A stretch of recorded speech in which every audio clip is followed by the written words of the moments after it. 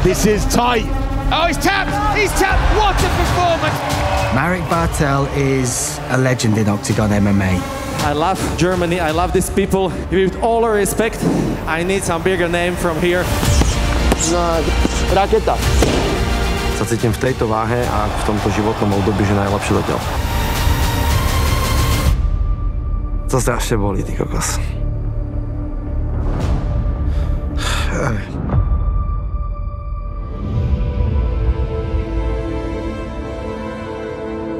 S bojovými športami som začínal v 14 letech. Bol to box. Ja som bol z toho absolútne hotový, ty kokos, že všetko. Ja som si hneď hovoril, že ja budem reprezentant a olympionik. Tuto to celé začalo, kamoško.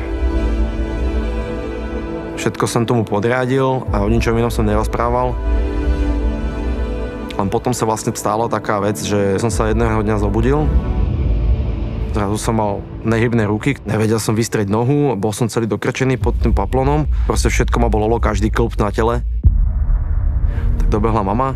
Hovorím, čo sa deje, hovorím, že ja neviem, že proste sa neviem hýbať. Som vlastne ochrnul. A dostalo sa to do bodu, kedy vlastne môj doktor mi povedal, že nevie, čo so mnou má robiť a že nejdem domov. Takže ja som mal 15 rokov, nikto mi nevedel pomôcť. Nevedel som kráčať, musela ma mamina každé ráno vyťahovať z postele. To úplne nie je vec, čo chceš počuť, že vlastne skončíš na vozíku do konca života. Tenkrát som vlastne sa chcel zabiť. Mal som naplánovaný, že pôjdem skočiť pod vlak.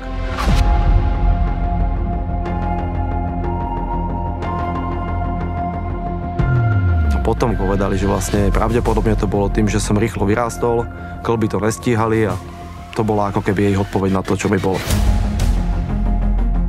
To bol pre mňa taký zlomový moment, ako keby v živote, keď som si uvedomil, že dobre, že som iba slabý, že musím proste za sebou niečo robiť. Zrobil som kliky o posteľ, drepoval som si tak, ako keby, že som si sadol na posteľ a potom som sa stával naspäť. A postupne, deň za dňom sa to proste zlepšovalo. Začal som znova boxovať. Začal svoju kickboxerskú kariéru. Je to teprve na začátku kola v podstatě. Bartel tlačí. Jako normální úplně nebyl, nikdy jako. Měl se porvat, protože my jsme byli všichni těžší váhy. Dokázal držet tempo. A dneska je vidět, jako, že to myslel vážně. Postupne sa prešlo potom k MMA, dopracoval som sa k nejakým 140 zápasom ze všudy.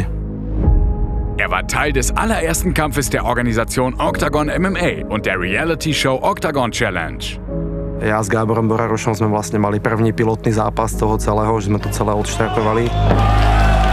Ten první zápas prohrál, pak ale se dokázal dostat zpátky do hry a měl se stát finalistou. A bohužiaľ pred tým finále sa mi stalo proste zranenie. A vtedy som si uvedomil, že v tom MMA by som chcel ešte niečo predviesť. Als aufstrebender MMA-Star kämpfte er sich nach oben. Doch dann kam eine Serie von Verletzungen und 4 Niederlagen in Folge. Aj to zhadzovanie pre mňa nebolo ľahké a to bol pre mňa tiež jeden z impulzov vlastne ísť o váhu vyššie. Poď. Tuto, no. Šup. Bartel is chasing a win. He desperately needs it. Keď som mal prvý zápas v 77, tak v tom zápase som sa cítil, že nesmrteľný. Big right hand lands, and that's got to be it. Marek Bartel! To bolo pre mňa také, že OK, že tá 77 je tvoja. Že ideme si preto. Povoluhni hák. Pekne. Vidím v ňom takého toho chlapca zase, že sa teší z tréningu. Vidí tam, že to niekam môže ísť. The right hand connected.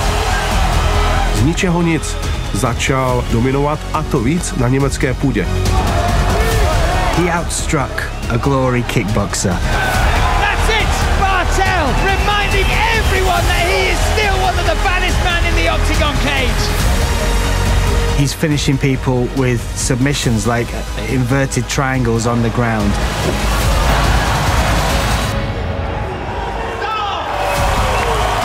Sa cítim v tejto váhe a ako keby v tomto životnom období, že najlepšie zatiaľ. But his path to where he is now has been less than smooth. Moje detstvo bolo docela perné, nakoľko moji rodičia boli rozvedení od mojich 9 mesiacov. Mamina robila celý život barmanku, stretávala sa iba s opilcami. Stále hľadala partnerov, vždy sme sa k tým partnerom nasťahovali. Keď mi bolo asi 9-10 rokov, tak utekla z domu na nejaký týždeň, ja som žil s jej partnerom nejakým. On si tam zval vlastne svojich kamarátov, non-stop tam pili, potom ona sa po týždni vrátila teda. A on už chcel vlastne zabiť, začal tam kopať, biť, vyťahol nož a ja som tam vlastne medzi nich skočil, ať mi nezabíja mamu. A to bol taký prvý okamžik, kedy som si uvedomil, že toto úplne není asi, že sladký životík decka. Vždy bol taký veľmi rodinný typ a viem, že to, čo on nemal, chce dať proste všetko nám.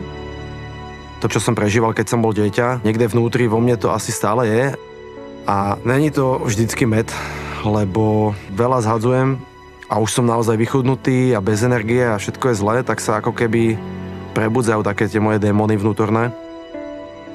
A proste keď malý za mnou chodí a niečo po mne chce, tak ja proste stále iba kričím a som taký proste, že nepríjemný a veľmi ma to mrzí a potom, keď príde taký moment, keď poviem, že pôjdeme spinkať a malý ti povie proste, že ne, tatínko, ja s tebou nechcem spinkať, že ty na mňa kričíš, že ja chcem spinkať s maminkou, vieš. Tak to kokos, to strašne bolí, ty kokos. To je pič.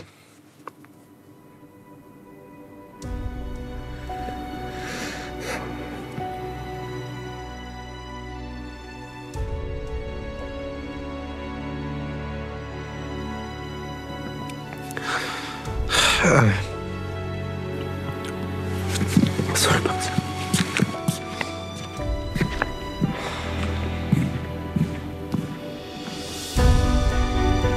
To je to, že proste sa snažím byť pre neho vzorom a toto sú tie momenty, kedy vie, že toto nechcem proste, aby zažíval, lebo viem, jak to vplyvalo na mňa.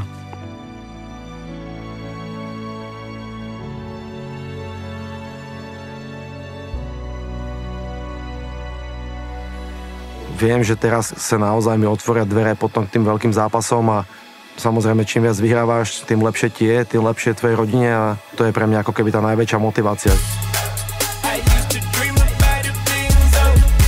Bol som chudobné dieťa, ktoré nič nemalo a všetky tieto veci pre mňa boli také nepredstaviteľné, že raz by som sa k tomu mohol dostať. Tak sa obdarujem tým, že si kúpim reťazku, môžeš si to dovoliť, že tak poď do toho, vieš, že urob si radosť proste, že obdaruj sa. On akoby je podľa mňa chalan, ktorý keby nebol fighter, tak je rapper. Má také tie predispozície, že si ide také podobné veci. Tým vlastne, že on je taký akože dosť extravagantný, že si tie kerky buchne všade, tak tie hodinkáne vyzerajú proste úplne že dobre.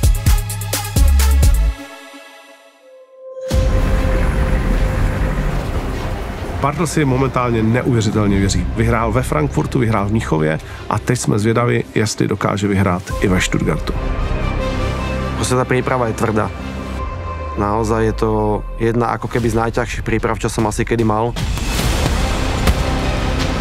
Chcem tam ísť proste, že urobiť jeden bezchybný výkon a ísť potom víťazstve od začiatku do konca. Marek má bombu, má dobrý oko, ví, kde má odejít, kdy má jakoby převzát to, tak super. Že raketa.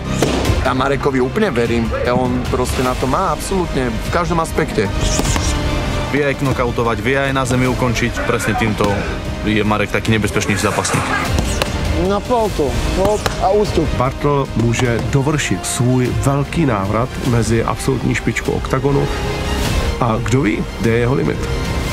Kam sa pohne, tam ho udrem. Čo urobí, tak ho to bude boleť. A budem ho proste, že od začiatku zápasu do konca iba byť v kuse. Jetzt Tickets sichern auf octagontickets.de.